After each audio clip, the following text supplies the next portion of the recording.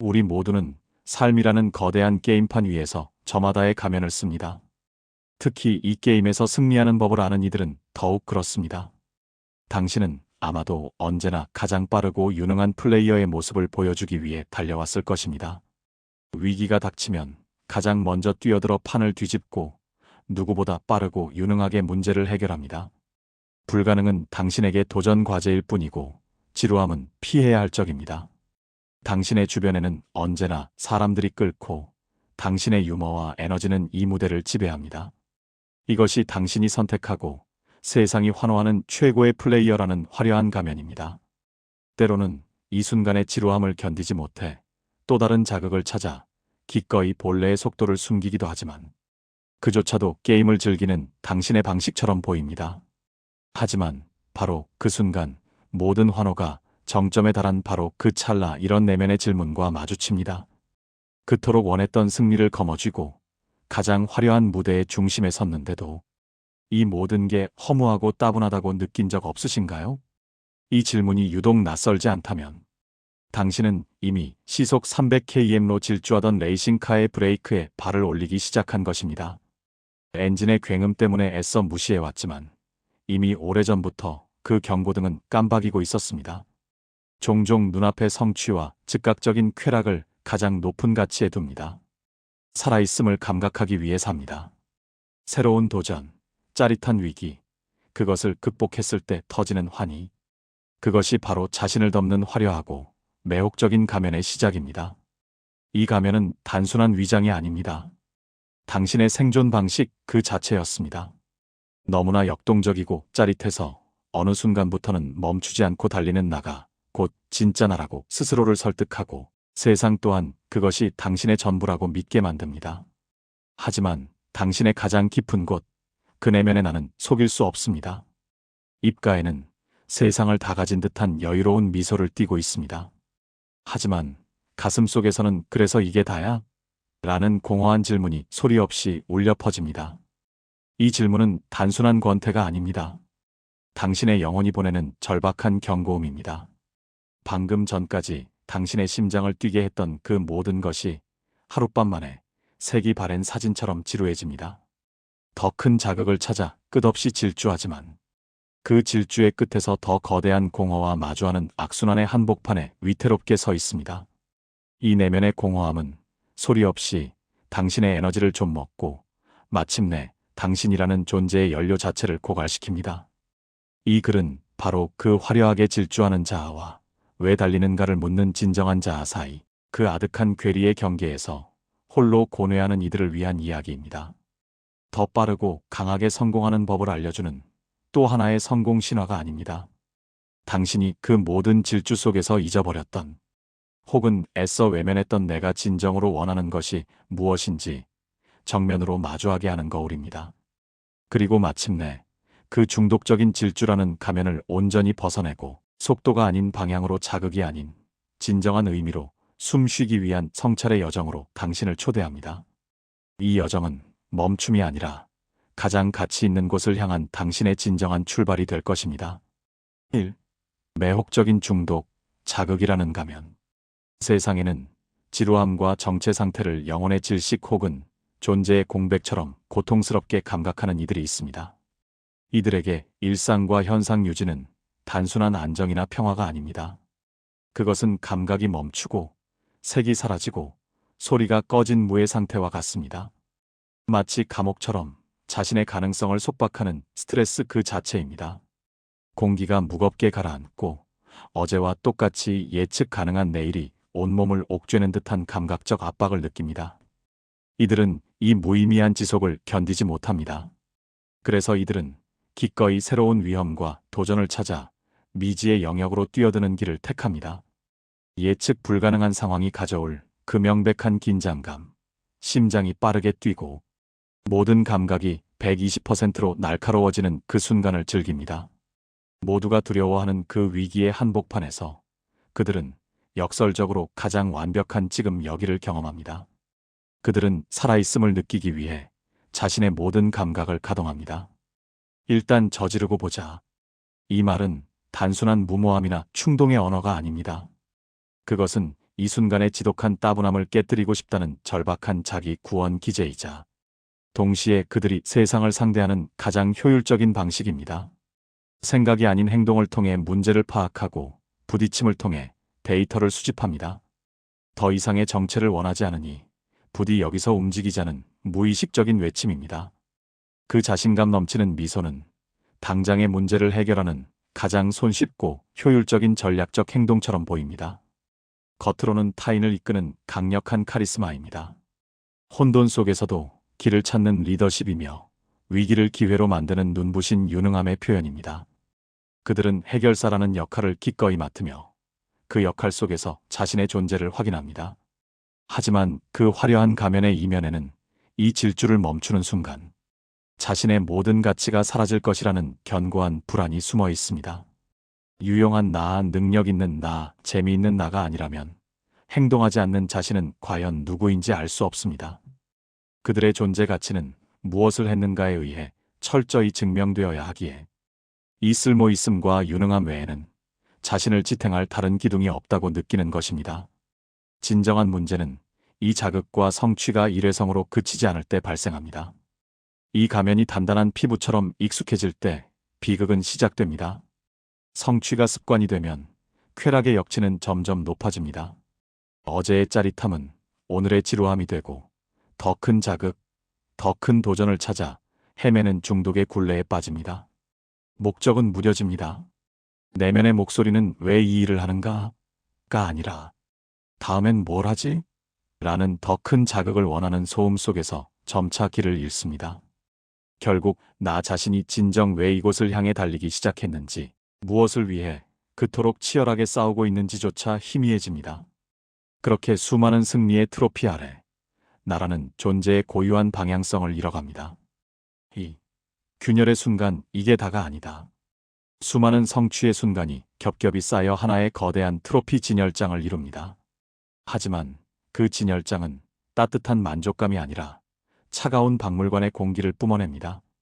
트로피는 획득하는 순간 먼지가 쌓이기 시작하는 수집품에 불과합니다.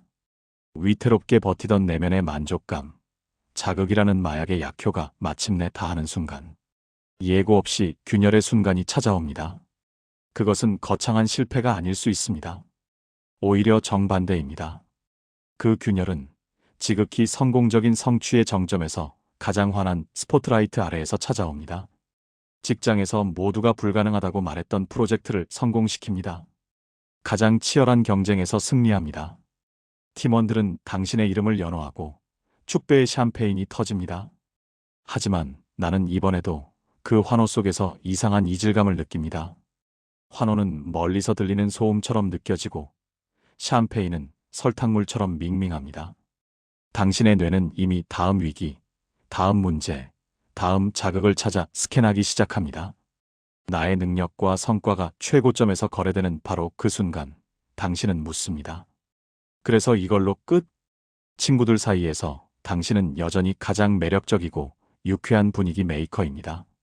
당신의 농담 하나에 모두가 웃고 당신의 에너지에 이끌려 파티는 절정에 달합니다. 하지만 당신은 압니다. 이 모든 것이 당신이 설계한 완벽한 쇼라는 것을. 내 가슴은 이것도 곧 지겨워지겠지라고 분명히 외칩니다. 그러나 나는 이 분위기를 깰 용기가 없습니다. 이 정적, 이 지루함을 책임질 용기가 없습니다. 또 다른 농담과 자극적인 이야기로 그저 이 순간을 모면하고 맙니다. 스스로가 청중을 잃을까 두려워 멈추지 못하는 광대처럼 느껴지는 찰나입니다. 가족이나 연인에게서 당신은 가장 믿음직한 해결사입니다. 어떤 문제가 생겨도 당신 손에만 들어오면 해결됩니다. 역시 너밖에 없다라는 찬사는 달콤한 동시에 벗어날 수 없는 족쇄입니다. 그 찬사 앞에 나의 피로감과 공허함은 속절없이 무너집니다. 그들은 능력 있는 당신을 사랑하는 것인지 당신 자체를 사랑하는 것인지 혼란스러워집니다. 하지만 당신은 또다시 문제를 해결하고 유능함을 증명합니다. 그 역할을 거부하는 순간 당신의 존재 가치가 사라질까봐 두렵기 때문입니다. 바로 그 순간입니다. 온몸을 휘감는 날카로운 이질감과 서늘한 공허함이 칼날처럼 파고듭니다. 모든 소음이 잠든 늦은 밤 홀로 남겨졌을 때 혹은 방금 전까지 가장 시끄러운 파티의 중심에서 돌아와 현관 거울을 마주했을 때 거울 속에 나는 여전히 자신감 넘치게 웃고 있습니다. 입꼬리는 완벽하게 올라가 있고 눈빛은 여전히 날카롭습니다. 하지만 나는 압니다. 그 미소 뒤에 아무도 없다는 것을. 그 눈빛은 상대를 꿰뚫어보는 것이 아니라 다음 자극을 찾아 헤매는 사냥개의 눈빛이라는 것을. 문득 그 모든 것이 나를 주인공으로 한 거대한 서커스였고 이제 막이 내렸지만 무대 뒤에는 텅 빈 공허 외에 아무것도 없음을 깨닫게 됩니다. 이건 내가 아니다. 이것은 억눌려왔던 나의 본질적인 의미가 보내는 마지막 경고입니다. 더 이상은 자극이라는 연료만으로 이 거대한 엔진을 돌릴 수 없다는 영혼의 절규입니다. 내가 지금 얻어낸 그것은 내가 내일 경멸할 바로 그것이다. 그 내면의 목소리가 세상 그 어떤 환호보다 선명하게 들려옵니다. 이 깨달음은 지독히 고통스럽습니다. 그것은 나의 지난 시간들, 내가 그토록 맹렬히 달려온 모든 길이 사실은 이 공허함을 향한 질주였다는 것을 인정하는 감각입니다. 하지만 동시에 가장 결정적인 축복의 순간입니다.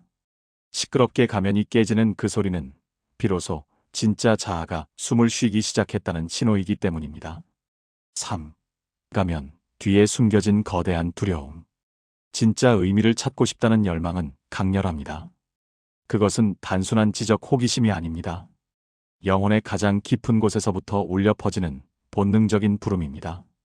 나의 쓸모가 아닌 나의 신념대로 살고 매 순간 흩뿌려지는 에너지가 아닌 한 곳에 집중된 에너지를 쓰며 결과가 아닌 목적을 갖고 싶은 이 소망. 이 순수한 열망은 그래서 다음은 뭔데? 라는 공허한 질문의 틈을 비집고 우리를 재촉하며 속도가 아닌 진정한 방향으로 돌아오라고 속삭입니다.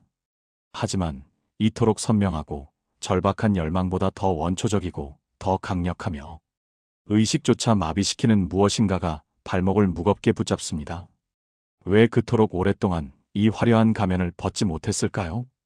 이 가면이 내 본래의 에너지가 아님을 명백히 알면서도 왜 차라리 이 공허한 성취와 그에 따르는 권태를 감내했을까요? 가면 속에 나는 내가 아니라는 것을 알면서도 왜 그토록 필사적으로 이 서커스를 멈추지 못했을까요?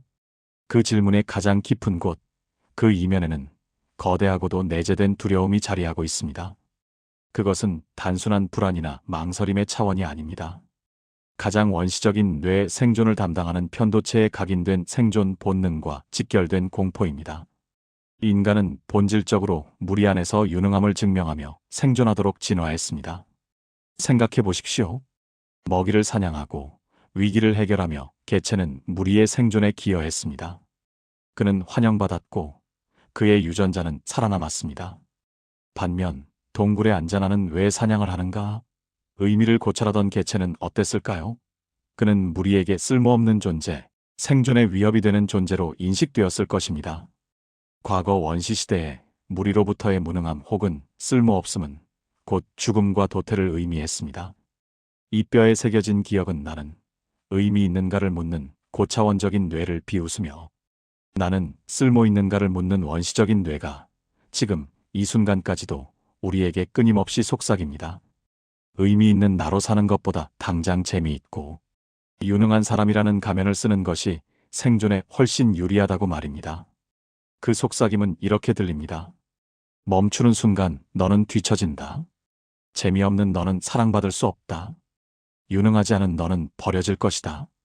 이 화려한 가면은 단순한 거짓말이나 허상이 아니었습니다. 그것은 사실상 그 거대한 지루함과 무가치함 존재하지만 무의미한 상태라는 그 끔찍한 위협으로부터 나를 지키기 위한 가장 절박하고 오래된 생존 도구였던 셈입니다. 그 가면이 불편하면서도 동시에 그 가면이 아니었다면 이 공허를 버티지 못했을 것임을 본능적으로 압니다. 그렇기에 이 가면을 벗는 것을 단순한 변화가 아니라 죽음처럼 두려워하는 것입니다. 1. 지루함과 무의미함에 대한 뿌리 깊은 두려움입니다. 단순한 선호의 문제가 아닙니다. 이들에게 지루함은 곧 존재론적 무의미함과 동의어입니다. 본질적으로 지금 이 순간에 존재하는 존재입니다. 살아있음을 느끼는 감각, 외부 세계와의 마찰, 반응, 즉각적인 피드백이 심리적인 산소와도 같습니다. 이 산소가 희박해지는 순간 질식을 느낍니다. 그렇기에 나의 진솔한 목적이나 장기적인 계획을 추구할 때 필연적으로 따라오는 그 느리고 더딘 과정이 두렵습니다. 그것은 단순한 인내의 부족이 아닙니다. 아무 일도 일어나지 않는 상태, 감각이 소거된 회색의 방에 갇히는 듯한 존재론적 공포입니다.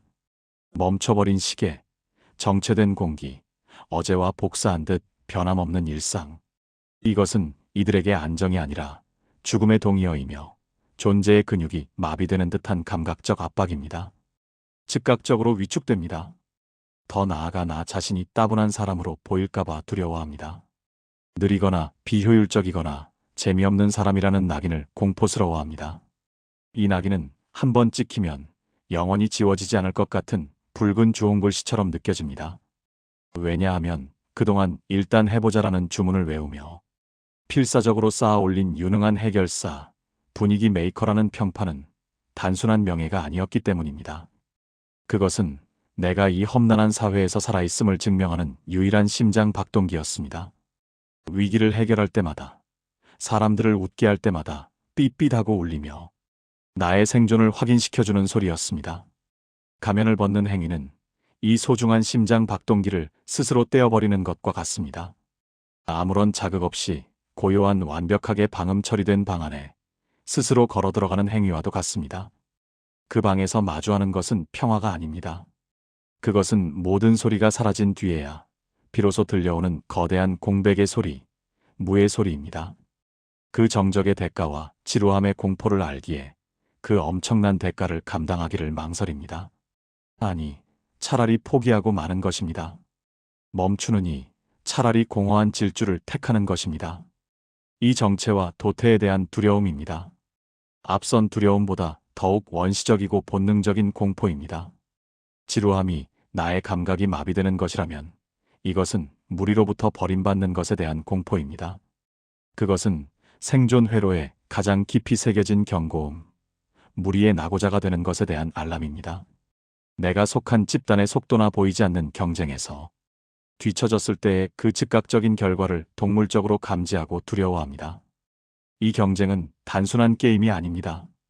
그것은 나의 쓸모를 증명하고 무리 속 나의 서열과 위치를 확인하는 생존의식 그 자체입니다. 바로 이 지점에서 모두가 더 빨리, 더 많이 를 외치며 질주하는 흐름 속에서 나 홀로 왜? 라는 목소리를 냈을 때 이 왜? 라는 질문은 단순한 의문이 아닙니다.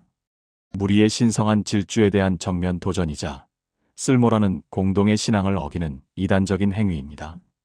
방금 전까지 치열했던 경쟁의 소음이 순간적으로 멈춥니다.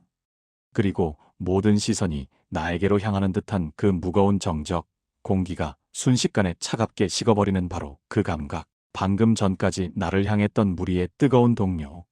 의식이 이탈자를 바라보는 차가운 평가의 시선으로 바뀌는 것을 느낍니다. 그 감각을 견디지 못합니다. 그것은 그동안 유능함이라는 유일한 갑옷을 입고 필사적으로 유지해온 나의 존재 가치가 일순간에 무너지는 소리이기 때문입니다.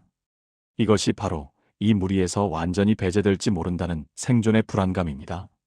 따뜻한 스포트라이트 안에서 차가운 관객석으로 홀로 내쫓기는 듯한 심상입니다. 그 스포트라이트는 단순한 관심이 아니었습니다. 그것은 내가 여기 쓸모있게 존재한다고 확인시켜주는 생명의 태양빛이었습니다. 그 빛이 꺼지는 순간 나는 차가운 광야로 홀로 내쫓겨 얼어붙는 듯한 멸종의 공포를 느낍니다. 이 도태의 공포는 너무나 강력하고 압도적이어서 종종 나의 진정한 목적을 기꺼이 제물로 바칩니다. 그 왜? 라는 질문을 스스로 집어삼키고 다시 질주하는 무리의 속도에 억지로 발을 맞춥니다. 그리고 그 목적 대신 집단의 빠르고 자극적인 속도 속에 머무는 쪽을 택합니다. 그것이 비록 공허할지라도 함께 달리고 있다는 소속감과 쓸모 있다는 안정감을 주기 때문입니다. 의미보다 생존이 더 중요하다고 본능이 외치기 때문입니다. 삼손에 잡히지 않는 추상적인 미래에 대한 감각적인 공포입니다. 앞선 두려움과 결이 다릅니다. 그것은 계획은 좋은 거야라는 이성적인 판단이 개입하기 전 몸이 먼저 반응하는 육체적인 위협 신호입니다. 이 가면을 쓴 이들에게 존재란 곧 감각하는 것입니다. 만지고, 보고, 듣고, 부딪히며 지금 여기에 현실을 파악하고 반응하는 것이 이들의 존재 방식입니다. 하지만 눈에 보이지 않는 장기적인 계획은 그 자체로 감각의 거세를 의미합니다. 그것은 단순한 심리적 불편함이 아니라 마치 허공에 삽질하는 듯한 혹은 발이 땅에 닿지 않는 우주 공간에 홀로 떠 있는 듯한 감각적 마비 상태입니다. 손에 잡히지 않는 목표, 만질 수 없는 결과, 기약 없는 과정, 이 모든 것이 마치 짙은 안개처럼 감각을 직접적으로 마비시킵니다.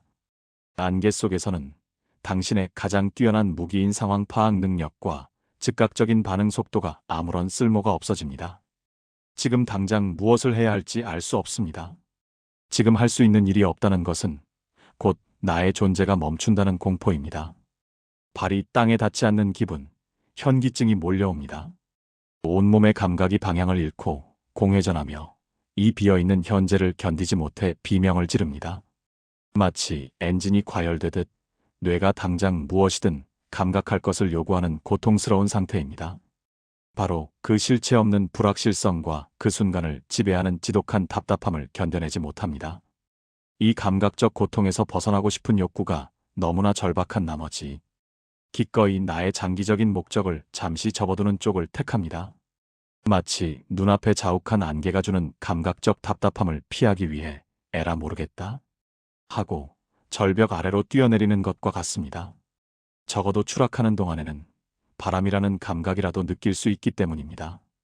그 추락의 끝이 더 큰 내면의 공허함일지라도 당장의 감각적 고통을 멈추는 것이 우선입니다.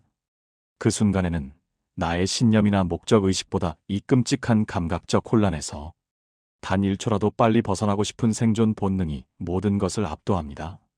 그래서 우리는 또다시 가면을 쓰고 일단 재밌는 걸 하자, 일단 지금 당장 할 수 있는 걸 하자라며 가장 손쉽게 감각을 채울 수 있는 즉각적인 쾌락으로 도피합니다. 그렇게 의미라는 고통스러운 원인을 스스로 제거해버립니다. 이 세 가지 두려움, 존재의 공백, 무리의 배척, 감각의 마비은 개별적으로도 강력합니다. 하지만 그것들이 하나로 합쳐질 때 내면에서 더 이상 두려움이 아니라 하나의 거대한 본능이 됩니다. 그것은 이성을 마비시키는 원시적이고 압도적인 힘, 지금 당장 생존하라는 단 하나의 지상 명령으로 변합니다. 이 명령은 당신의 고차원적인 뇌가 속삭이는 의미나 목적 같은 고요한 목소리를 가볍게 짓밟습니다. 그것은 이성적인 토론이 아니라 맹렬한 폭풍의 경보음처럼 당신의 모든 존재를 장악합니다. 그래서 기꺼이 사실상 필사적으로 진정한 나를 숨깁니다. 아니, 숨긴다는 표현은 너무 약합니다. 더 교묘한 방식을 택합니다. 그 의미를 찾는 나함, 미래를 고뇌하는 나를 죽이지 않습니다. 대신 그 존재를 유배 보냅니다. 어디로 유배 보내는가? 바로 미래라는 안전하고도 영원히 도달하지 않는 감옥으로 스스로를 추방합니다. 언젠가는 진지하게 생각해 볼 거야. 지금 이 일만 끝나면 내 목적을 찾을 거야. 미래는 그렇게 나의 진정한 자아를 가두어두는 가장 완벽하고도 안전한 감옥이 됩니다. 그리고 그 진정한 주인이 추방된 무대, 현재라는 텅 빈 무대 위에 가장 화려하고 유능한 대역을 세웁니다. 그것이 바로 지금 당장 유능하고 재미있는 역할이라는 가면입니다. 이 역할은 완벽한 방어막처럼 느껴집니다. 단순한 가면이 아니라 모든 위협을 막아내는 최첨단 전투복입니다. 그것은 우리를 지루함이라는 날카로운 상처로부터 지켜줍니다. 이 갑옷은 끊임없는 자극으로 코팅되어 있어 그 어떤 정체의 바이러스도 침투하지 못합니다. 그것은 우리를 도태라는 혹독한 추위로부터 보호해줍니다. 이 갑옷은 쓸모와 유능함이라는 발열 기능을 갖추고 있어 무리의 차가운 시선 속에서도 얼어붙지 않습니다. 그것은 우리를 불확실성이라는 귀를 찢는 소음으로부터 즉각적으로 격리시켜줍니다. 이 갑옷의 바이저는 오직 눈앞 10m의 현실만을 비추도록 설계되어 저 멀리 추상적인 안개 따위는 보이지도 들리지도 않게 만듭니다. 이 완벽한 갑옷을 입는 대가로 가장 소중한 단 하나, 방향성이라는 나침반을 기꺼이 포기합니다. 왜 가는지를 포기하는 대가로 살아있음과 유능함이라는 그토록 절박하게 원했던 두 가지 감각을 얻는 셈입니다. 그것이 비록 나 자신을 서서히 잃어가는 길일지라도 말입니다. 이것은 일회성 계약이 아닙니다. 매일 매순간 갱신되는 비극적인 교환입니다. 하루에 한 조각씩 나라는 존재의 고유한 목적을 스스로 깎아내어 타인의 환호와 즉각적인 자극이라는 도파민과 교환합니다. 그 길이 결국 어디로 향하는지 어렴풋이 알고 있습니다. 수많은 트로피로 가득 찼지만 그 중심에는 아무도 없는 텅 빈 방으로 향한다는 것을. 하지만 당장의 생존이 주는 감각이 너무나 강렬해서 미래의 구원이라는 추상적인 약속을 또다시 외면하고 마는 것입니다. 멈추는 것이 곧 죽음처럼 느껴지기에 다시 한번 질주를 선택합니다. 4. 질주가 남긴 비싼 대가. 일단 저지르고 보자라는 그 편리한 주문을 외우며 치러온 대가는 생각보다 훨씬 가혹하고 근본적입니다. 그 말은 당장의 지루함을 마법처럼 사라지게 하는 달콤한 속삭임과 같았습니다. 그것은 지금 이 순간이라는 이름의 악마와 맺은 위험한 계약이었습니다. 그 주문 뒤에 숨어 수많은 위기를 극복하고 불가능해 보이는 성공을 거머쥐었다고 안도했을지 모릅니다. 하지만 그것은 가장 값비싼 대가를 요구하는 영혼을 담보로 한 계약이었습니다. 그 일시적인 성취, 그 짜릿한 감각이라는 신기루를 얻는 대신 존재의 가장 중요하고 핵심적인 조각들을 하나씩 스스로 내주었습니다. 그것은 돈이나 시간이 아니었습니다. 그것은 나의 진정한 방향성, 내가 어디로 가야 하는지 알려주는 내면의 나침반이었습니다. 그것은 나의 고유한 의미, 내가 왜 가야 하는지 알려주는 존재의 이유였습니다. 그것은 나의 지속성, 내가 내일도 계속 갈 수 있게 하는 영혼의 연료였습니다. 이 모든 것을 지금 당장에 살아있음이라는 감각과 맞바꾼 것입니다. 더욱 무서운 점은 그 손실이 너무나 서서히 일어난다는 것입니다. 그것은 거대한 재난처럼 하루아침에 닥치지 않습니다. 파산이나 추락처럼 시끄럽지 않습니다. 마치 조용한 만조가 해변의 모래성을 조금씩 침식시키듯 아주 천천히 단 한순간도 멈추지 않고 내면을 잠식합니다. 혹은 눈치채지 못하는 사이에 매일 한 방울씩 독이 주입되는 만성 중독과도 같습니다. 그렇게 그것이 모두 사라지고 마침내 화려한 트로피로 가득 찬 방 안에 텅 비어버린 자신을 마주한 뒤에야 비로소 알아차리게 됩니다. 내가 그토록 지키고자 했던 그 빛나는 유능함과 쓸모가 사실은 나 자신을 잃어버리는 과정에서 울려 퍼지던 소음에 불과했음을 말입니다. 그리고 그 대가가 돌이킬 수 없을 만큼 거대하다는 사실, 나침반과 지도와 연료를 모두 잃어버린 채 망망대해 한복판에 홀로 남겨졌다는 사실을 말입니다. 일방향성의 침식 외라는 나침반의 실종. 치르는 대가 중 가장 조용하지만 가장 파괴적인 결과입니다. 그것은 내면의 영혼이 서서히 침식되는 과정입니다. 모든 것은 단 한 번의 배신에서 시작됩니다. 나의 장기적인 목적과 정반대되는 단기적인 쾌락을 이번 한 번만이라며 수용하는 그 순간입니다. 이것은 단순한 비유가 아닙니다. 내면의 영토, 나의 신념이라는 신성한 땅을 한 뼘씩 스스로 포기하고 그 자리에 순간의 자극이라는 이민족의 주둔을 허락하는 행위와 같습니다. 처음에는 그저 해변의 작은 야영지에 불과했던 그 작은 일탈이 점차 무감각한 습관이 됩니다. 그들은 야영지를 만들고 마을을 세우고 마침내 요새를 짓습니다. 나의 목적이라는 고유한 깃발이 있던 자리에 타인의 인정과 즉각적 보상이라는 화려하지만 근본 없는 깃발이 꽂힙니다. 이 과정이 반복되면서 무엇이 나의 진짜 목적이었는지 그 선명했던 경계선조차 안개 속으로 사라집니다. 아니, 안개 속으로 사라지는 것이 아닙니다.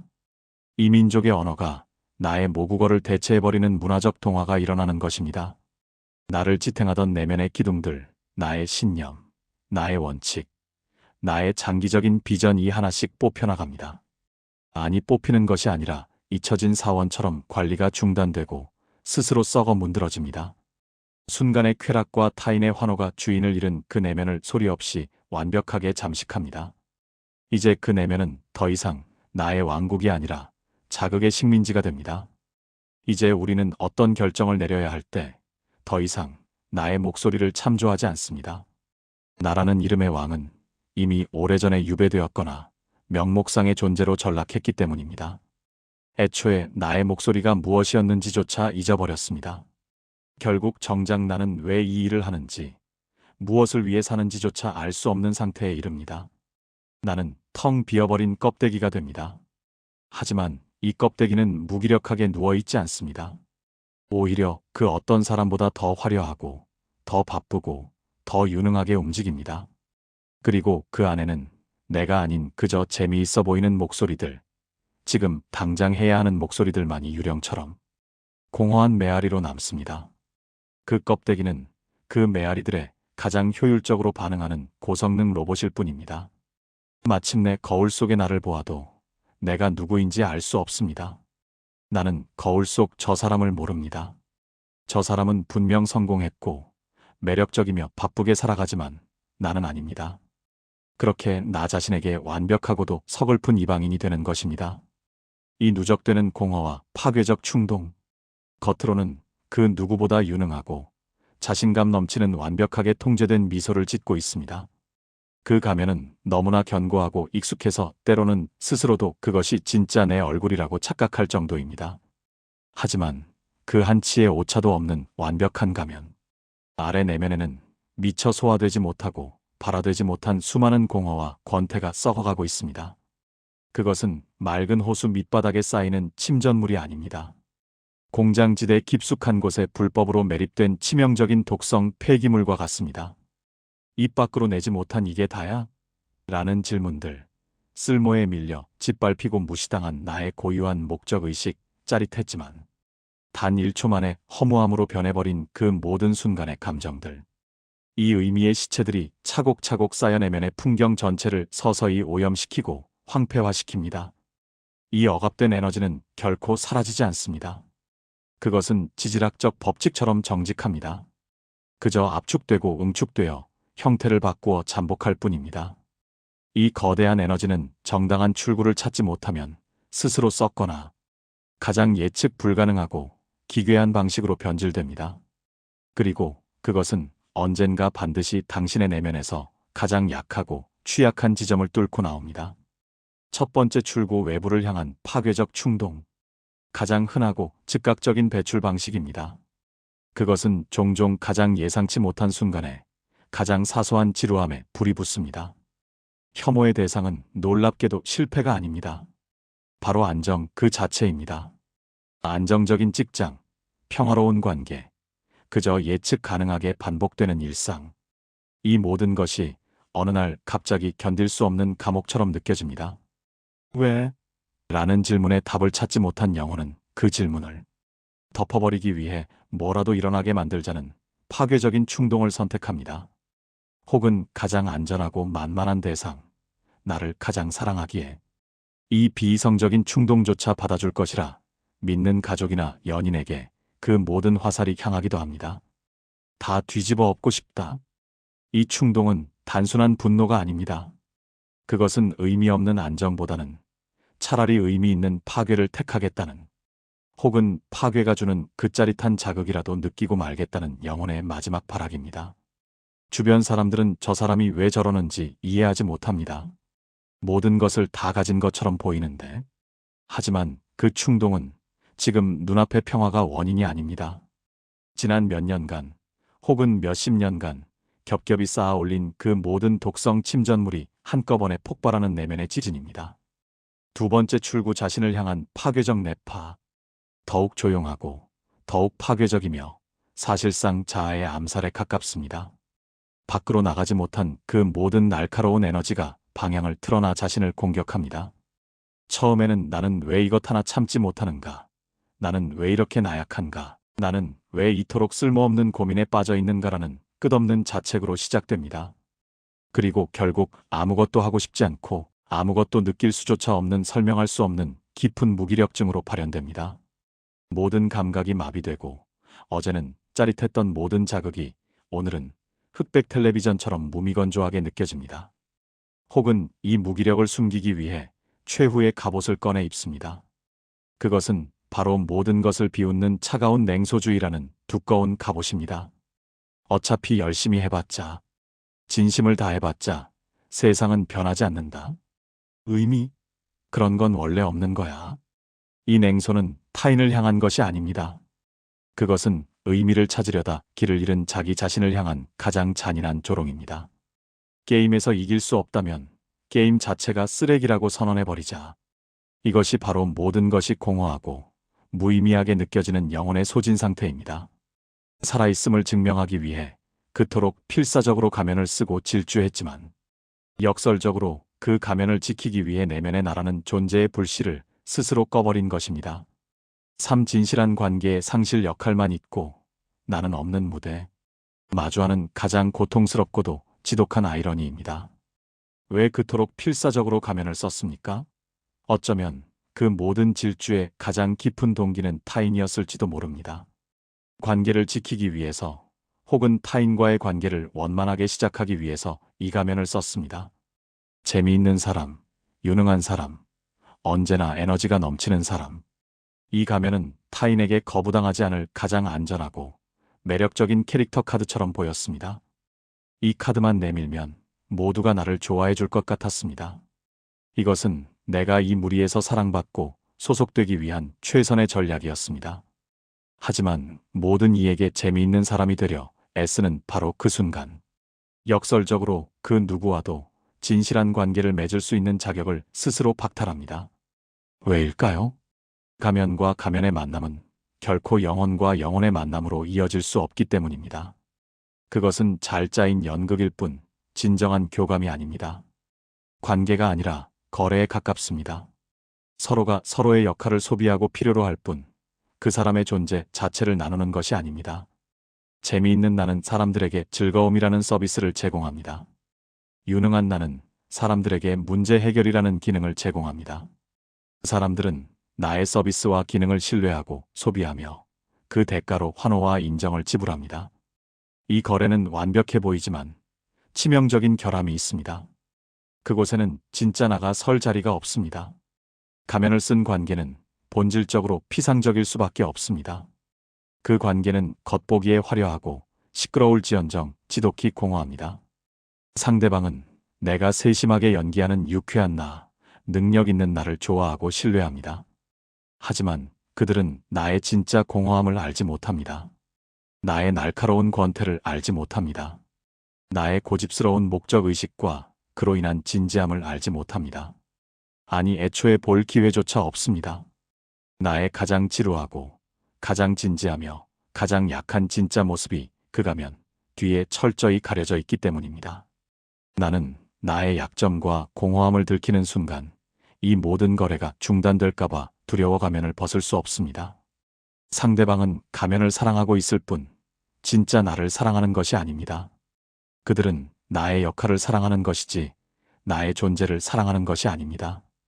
이 사실을 어렴풋이 깨닫는 순간 사람들 속에서 느끼는 가장 극심한 고독, 존재하지만 보이지 않는 고통을 경험합니다.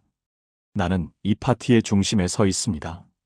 모두가 나를 보고 웃고 있습니다.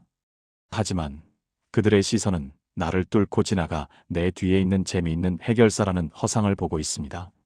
나는 완벽한 투명 인간입니다. 결국 수많은 사람들 속에서 그 누구와도 진정으로 연결되지 못한 채 가장 화려한 조명 아래 텅 빈 무대 위에 홀로 고립됩니다. 겉으로 드러나는 화려함과 소속감을 원했지만 그 대가로 모든 관계의 본질인 진실한 연결을 잃어버리고 가장 처절하고도 완벽한 내면의 고독을 얻게 된 것입니다. 가면을 벗을 때 마주하는 현실의 저항. 이제 그 모든 공허를 견디다 못해 큰 용기를 내어 그 화려하지만 텅 비었던 가면을 벗기로 결심했다고 가정해봅시다. 어쩌면 세상이 드디어 진정한 목적을 찾았군요. 그렇게 진지하고 깊이 있는 모습이 훨씬 보기 좋습니다라며 의미 찾기라는 고고한 여정을 따뜻하게 안아줄 것이라 상상했을지 모릅니다. 아쉽게도 현실은 그 상상과 정반대일 가능성이 큽니다. 가면을 벗은 맨 얼굴, 유능한 해결사가 아닌 고뇌하는 존재로 마주하는 세상은 생각보다 훨씬 차갑고 거칠 수 있습니다. 미처 예상하지 못했던 두 번째 전쟁, 아니 진정한 전쟁의 시작입니다. 가장 먼저 가까웠던 가면을 가장 열렬히 사랑했던 주변의 완강한 반발에 부딪힙니다. 너 변했다? 왜 그렇게 재미없게 굴어? 무슨 일 있어? 예전에는 화끈하고 좋았는데, 안 그랬는데? 이 일은 내가 5분이면 해결할 수 있잖아. 왜 생각을 해? 이와 같은 말들은 단순한 관찰이나 질문이 아닙니다. 그것은 날카로운 비난이자 너는 우리의 기대를 배신했다는 낙인처럼 날아옵니다. 사람들은 나의 진정한 모습을 환영하는 것이 아닙니다. 그들은 자신들에게 편리하고 예측 가능했으며 언제나 분위기를 띄우고 언제나 문제를 해결했던 기존의 재미있고 유능한 역할을 그리워하고 요구합니다. 나의 진정성, 나의 진지함과 신중함은 그들의 안락하고 익숙했던 세상을 뒤흔드는 불편한 저항이자 이기심으로 받아들여집니다. 그들은 나의 변화를 자신들의 질서에 대한 도전 혹은 자신들을 향한 기능적 배신으로 해석하기도 합니다. 그들은 나를 예전에 유용한 나로 되돌리기 위해 온갖 회유와 압력, 심지어는 실망이라는 감정적 협박까지 가할 것입니다. 하지만 이 외부의 저항보다 더 무섭고 강력한 것은 바로 내면 깊은 곳에서 시작되는 불안감과 조급함의 역습입니다. 이것이야말로 진정성을 찾는 여정에서 가장 치열하고 고독한 전쟁터입니다. 단순한 심리적 갈등이 아니라 자극이라는 마약에 중독되었던 뇌가 겪는 끔찍한 금단 현상입니다. 타인의 실망하는 표정, 내가 진지한 이야기를 꺼냈을 때 순식간에 지루해하는 목소리, 재미없는 나를 떠나가는 듯한 관계의 균열. 이 모든 것을 마주할 때 존재 자체가 뿌리부터 흔들리기 시작합니다. 당신의 원시적인 뇌가 비명을 지릅니다. 위험하다. 지금 당장 뭐라도 해. 저들을 웃기든 문제를 해결하든. 내가 너무 이기적이었나? 내가 지금 쓸모없어지고 있는 건 아닐까? 나의 의미라는 게 결국 타인에게 이렇게 지루함을 주는 일이었나? 그냥 예전처럼 내가 한 번 더 분위기를 띄우고 5분 만에 이 문제를 해결하는 것이 모두를 위해 현명했던 것은 아닐까? 이건 너무 비효율적이잖아. 이처럼 수많은 내면의 자기 의심이 나를 사정없이 흔들고 이 고통스러운 지루함보다는 차라리 공허한 유능함이 낫다며 다시 그 안전했던 가면 속으로 돌아가라고 강력하게 유혹합니다. 이 불안감과 조급함은 벗어던진 그 가면이 마지막으로 휘두르는 가장 강력하고 효과적인 무기입니다. 그것은 우리의 가장 약한 지점, 쓸모없어짐에 대한 공포를 정확히 조준합니다. 분명히 말하지만 이 혹독한 저항은 당신이 잘못된 길을 가고 있다는 끔찍한 신호가 아닙니다. 이것은 진정성을 찾아가는 여정에서 누구나 반드시 통과해야 하는 가장 현실적이고 혹독한 관문입니다. 이 외부의 반발과 내면의 금단 현상은 오랫동안 앓던 병을 치료할 때 겪는 필연적인 명현 현상과도 같습니다. 오랫동안 즉각적인 자극이라는 독소에 중독되었던 당신의 영혼이 비로소 의미라는 건강한 음식을 받아들이기 시작하면서 겪는 고열이자 통증입니다. 오랫동안 어둠 속에 눌려있던 혹은 미래라는 감옥에 유배보냈던 진짜 자아가 비로소 밖으로 나오면서 기존의 낡은 세계, 마찰을 빚는 지극히 자연스럽고도 건강한 과정입니다. 그러니 이 고통은 실패의 증거가 아니라 치유가 드디어 시작되었다는 가장 강력한 증거입니다. 6. 진정성을 향한 여정 유능하지만 꾸준하게. 만약 당신이 이 글을 읽으며 가슴 한편이 서늘해지는 공감을 느꼈다면 그것은 당신의 내면이 그 화려했던 질주가 이제는 한계에 도달했다는 명백한 신호입니다. 그 화려하지만 뼛속까지 공허했던 가면의 무게를 내려놓을 시간입니다. 이 고통스러운 깨달음의 끝은 모든 것을 잃었다는 절망이 아니라 드디어 진짜 게임을 시작할 수 있다는 가장 진실한 선언이어야 합니다. 물론 이것은 모든 관계를 끊고 타인의 문제를 무시하며 오직 나만의 의미라는 동굴 속으로 들어가라는 이기적인 선언이 절대 아닙니다. 재미없는 사람, 쓸모없는 사람이 되라는 뜻은 더더욱 아닙니다. 오히려 그 반대입니다. 이것은 당신의 그 폭발적이고 강력한 유능함이라는 에너지를 더 이상 흩뿌리거나 소모하는 것이 아니라 의미라는 단 하나의 목적지에 집중하도록 재설계하는 과정입니다. 나의 고유한 에너지를 훼손하지 않고 지켜내면서 동시에 타인과 가면이 아닌 진심으로 건강하게 공존하는 법을 배우는 가장 성숙하고도 고된 과정의 시작입니다. 즉각적인 결과가 나오는 단기 프로젝트가 아닙니다. 당신이 가장 두려워했던 지루하고 손에 잡히지 않는 과정일 수 있습니다. 하지만 이 의미를 향한 여정은 당신의 존재를 지탱할 단단한 4가지 기둥 위에 세워져야 합니다. 1. 나의 이유로 목적을 정의하기. 모든 변화의 시작이자 당신이 다시는 길을 잃지 않도록 비춰줄 흔들리지 않는 북극성입니다. 그것은 당신이라는 배의 엔진이 아니라 방향타를 설치하는 첫 번째 작업입니다. 당신이 내딛는 모든 발걸음의 근거이자 그 어떤 폭풍에도 무너지지 않는 존재의 기반입니다. 추상적인 성공, 행복, 의미와 같은 단어들을 넘어설 필요가 있습니다. 나는 성공하고 싶다. 나는 의미를 찾는다와 같은 모호한 선언은 그 자체로 힘이 없습니다. 왜일까요? 그것은 감각되지 않기 때문입니다. 이 모호한 선언들은 외부의 즉각적인 자극이나 내면의 감각적인 불안감과 충돌하는 바로 그 순간, 가장 먼저 당신을 배신하고 쉽게 부서집니다. 당신의 뇌는 이렇게 속삭입니다. 의미는 추상적이지만 재미는 지금 당장 느껴져. 불안은 지금 당장 고통스러워. 결국 이번 한 번쯤은 재미를 위해서 일단 급한 불부터 끄고라는 더 그럴듯하고 현실적인 논리 앞에 속절없이 무너지고 맙니다. 이제 당신이 절대로 타협할 수 없는 핵심 목적이 무엇인지 당신만의 이유로 직접 정의하고 기록해 보십시오. 이 기록하는 행위야말로 당신의 그 추상적인 의미를 당신이 만지고 볼 수 있는 현실의 영역으로 끌어내리는 가장 강력하고도 구체적인 첫 번째 행동입니다. 나는 순간의 쾌락이 아닌 지속적인 성장이 궁극적으로 더 낫다고 믿는다. 나는 타인을 즐겁게 할 의무는 있지만 그 대가로 나의 공허함을 감수할 의무는 없다고 믿는다.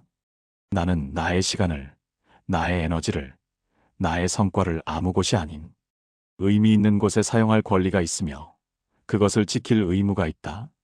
나는 더 빠른 길이 아니라 더 올바른 길을 선택할 때 진정한 만족을 느낀다고 선언한다. 이렇게 구체적이고 명확하게 세운 자신만의 헌법은 당신 존재의 최고법이 됩니다.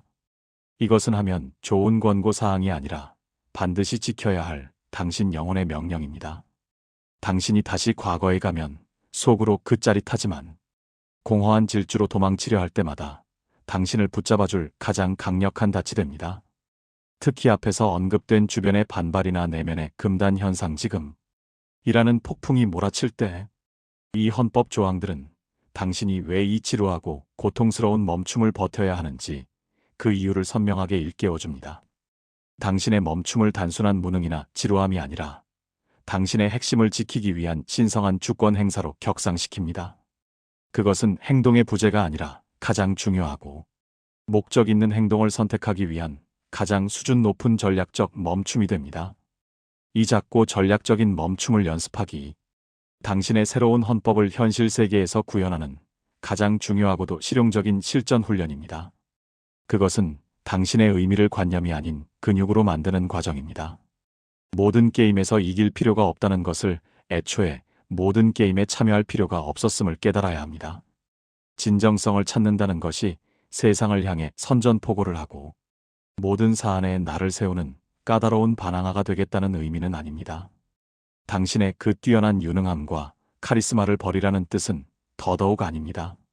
하지만 이제 우리는 모든 유혹에, 모든 자극에 비겁하게 넘어가지 않을 것입니다.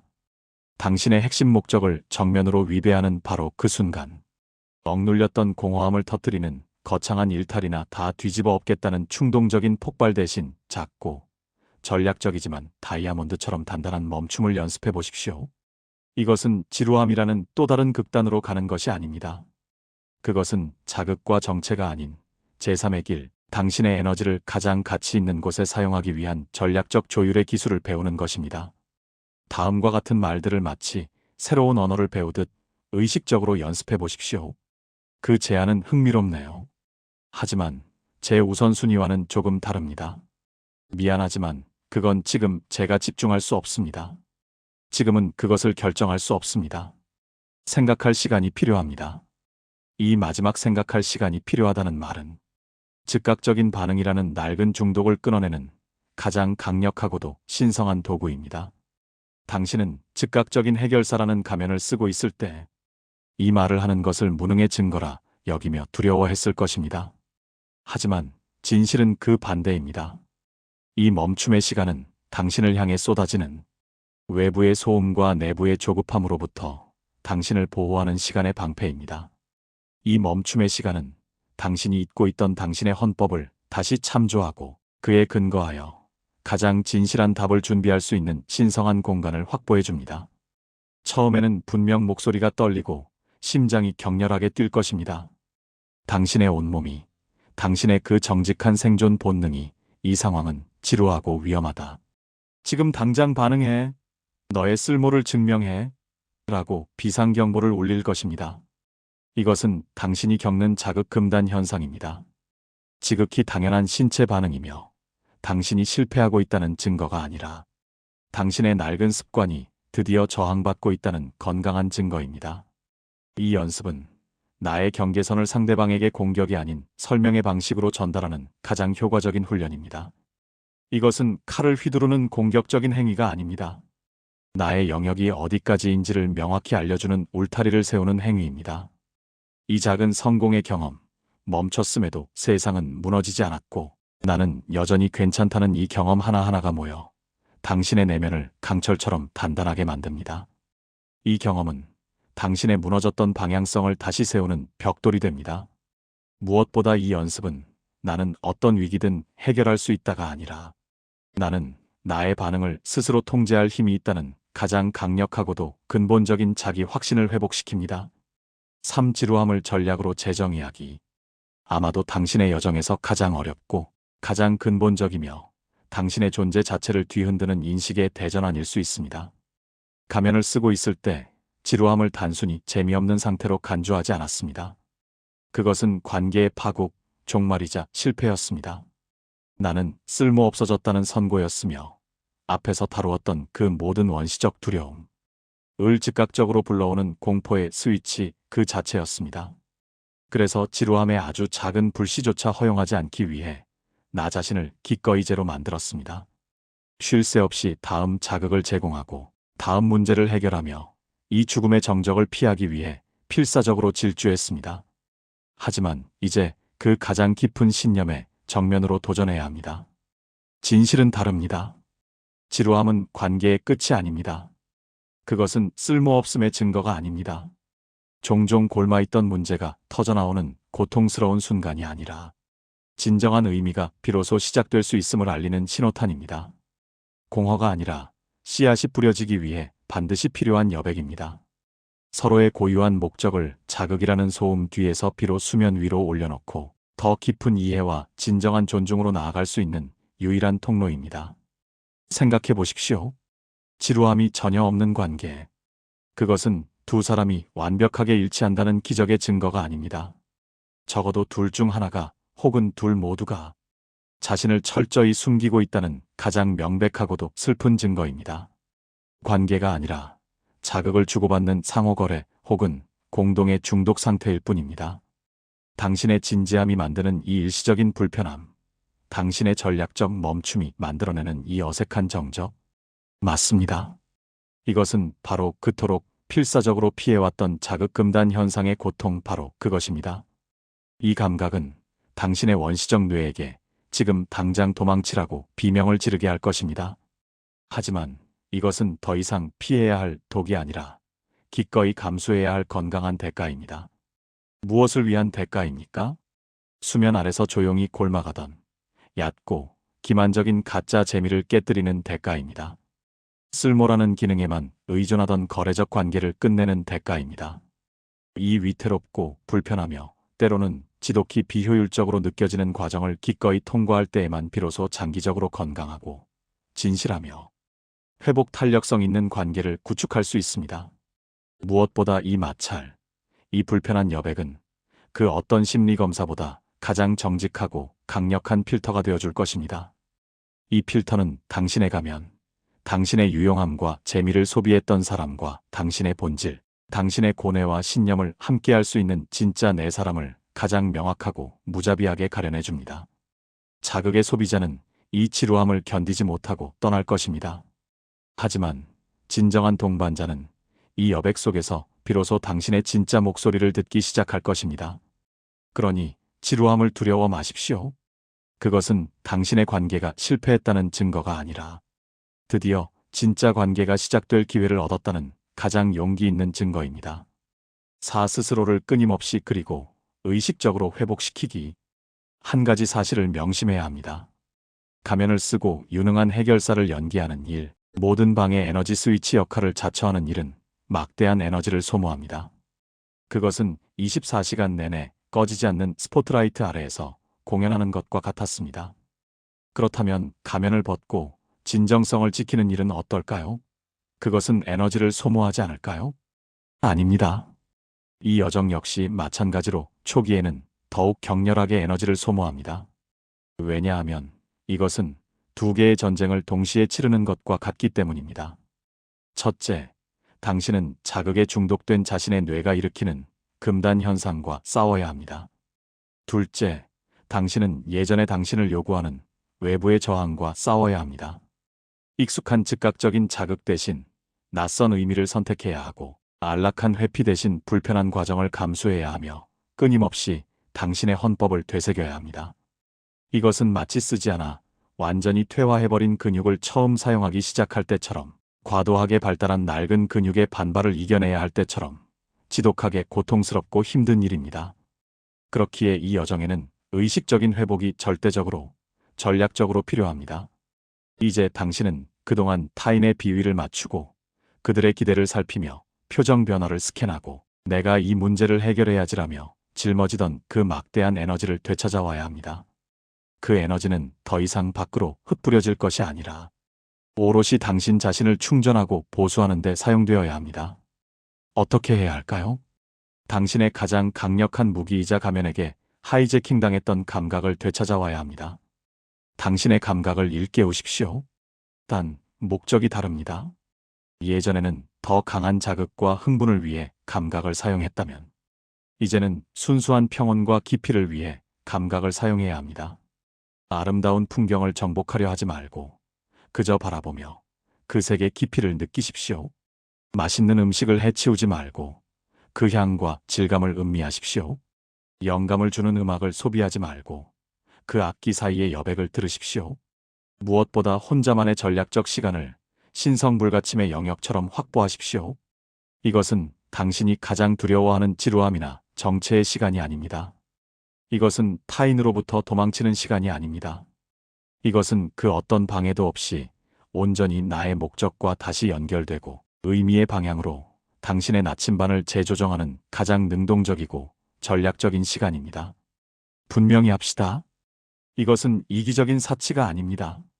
당신이라는 존재가 이 고된 여정 속에서 고장나지 않고 계속 나아갈 수 있도록 하는 가장 필수적인 유지보수입니다. 가장 성능이 뛰어난 F1 머신도 경주를 끝마치기 위해 반드시 피트스톱에서 재정비를 받아야 하듯, 가장 진실한 영혼도 섬세한 돌봄과 전략적인 연료 주입이 필요합니다. 이 회복의 시간은 당신이 금단 현상과 현실의 저항 속에서 지친 내면을 다독이고 회복시키는 가장 강력한 치유제입니다. 그리고 동시에 당신이 또다시 세상을 향해 걸어나갈 때 그 거친 마찰 속에서도 부서지지 않고 다시 한번 진정성 있게 당신의 목소리를 낼 수 있도록 영혼의 연료를 채우는 가장 중요하고도 신성한 의식입니다. 가면을 쓰고 자신감 넘치게 질주하던 그 모든 시간, 그것은 결코 비겁함이나 의미 없음의 증거가 아니었을지 모릅니다. 어쩌면 살아있음을 느끼지 못하게 하는 이 거칠고 때로는 무감각한 세상 속에서 공허와 지루함이라는 끔찍한 내면의 적과 싸우기 위한 가장 처절하고도 지혜로운 생존 전략이었을지 모릅니다. 당신은 당신의 존재가 멈추는 것이, 무가 되는 것이 두려웠습니다. 당신이 살아남기 위해, 존재하기 위해 동원할 수 있었던 최선의 발버둥이었습니다. 그러니 부디 그동안 그 화려하지만 무거웠던 가면을 쓰고 홀로 버텨내느라 애썼던 자신을 가장 먼저 따뜻하게 다독여 주십시오. 그동안 정말 애썼다. 그렇게까지 살아있음을 느끼려 너의 쓸모를 증명하려 노력했구나. 이제는 그 모든 것을 매 순간 증명하지 않아도 정말 괜찮다. 그 가면에게도 감사를 표하십시오. 그것은 유능한 해결사 혹은 매력적인 엔터테이너라는 이름의 낡고 헌신적인 갑옷이었습니다. 지루함이라는 적막과 무의미라는 혹독한 추위로부터 당신을 지켜주었습니다. 진짜 당신이 이 모든 폭풍을 견디고 마침내 이 깨달음의 순간에 도달할 수 있을 때까지 당신을 지켜준 것은 바로 그 갑옷이었습니다. 그리고 이제 그 갑옷을 벗고 그 가면 뒤에 오랫동안 숨어있던 아니, 당신이 미래라는 감옥에 오랫동안 유배보냈던 진짜 당신을 만날 시간입니다. 이것은 또 다른 전쟁의 시작이 아닙니다. 당신이 가장 두려워했던 멈춤이나 도태가 아닙니다.